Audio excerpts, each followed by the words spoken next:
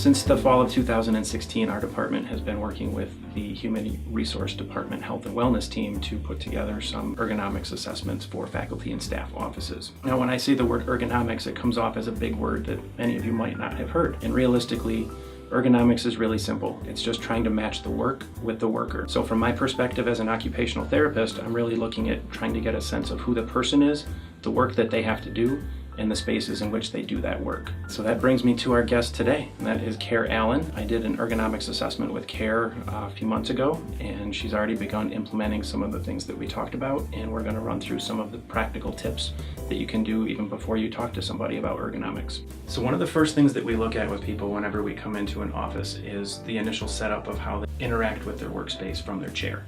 And we like to call it the rule of 90s. So the general rule of thumb is you want to try to position yourself to where you have a 90-degree angle at your ankles, your knees, and your hips, and that's going to allow you both comfort and support throughout your workday.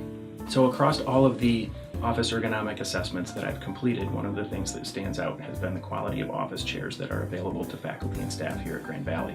The downside has been that many of the chairs are often inherited or are just in the office when somebody takes that space. And there's not really an instruction book for that.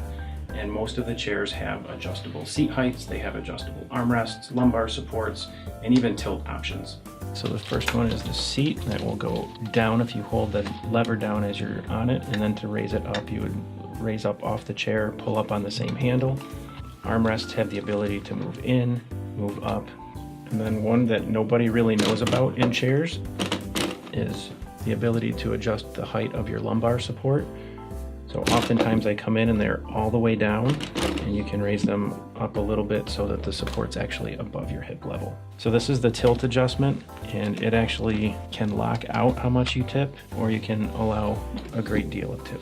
All right, so the next tip is something that we like to call micro breaks. The thing to keep in mind there is that our bodies are designed to move. We're not designed to stay in one stable place for 8 hours a day. So I frequently recommend that people find ways to take breaks from their static work position. So that can mean a completion of a series of stretches, getting up and just taking a quick walk, or just moving around, shrugging their shoulders. Throughout the day, I also suggest getting up and taking a longer walk once or twice a day just to get your blood flowing and give your body a break. The next tip is very closely related to micro breaks, and that is really having flexibility built into your workstation. What a number of faculty and staff have been able to do is to modify their workstation through the use of a standing desk, and that really allows them full control over the position that they're going to be using while they work. So the next tip is related to the monitor setup, or really the position of the monitor in relation to you as the worker. So the ideal setup is to have your eyes aligned with the top 3 or 4 inches of the monitor. So if you have the monitor aligned too low, what ends up happening is that you end up bending your neck down and creating a lot of strain on your neck and the muscles surrounding that area. And if you have it too high, you create unnecessary space. So again, you're working in an uncomfortable space. And then the second point related to monitor setup is really how you have your monitor in relation to the window or light source. So you can see in Care's office, she has it at a 90-degree angle from the window, which eliminates some glare and eye strain.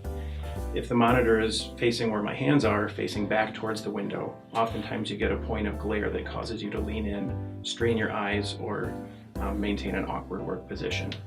The flip side is if you have your monitor right up against the light source, it's very backlit, and the same thing happens. You end up squinting, you end up leaning in, and you work in a very uncomfortable way. Okay, so the last tip is really related to the concept of reaching for items and trying to maintain everything that you're going to utilize for a specific job task immediately in front of you.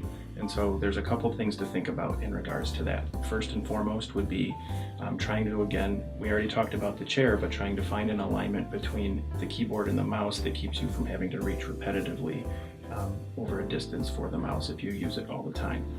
Similar to that, if you're doing any repetitive tasks that involve a stapler, a 3-hole punch, even a tape dispenser, try to organize your workstation in a fashion that has a clear workstation that you can work pretty much in the space that your hands can reach when your elbows are tucked to your side, and you don't have to repetitively reach beyond that point.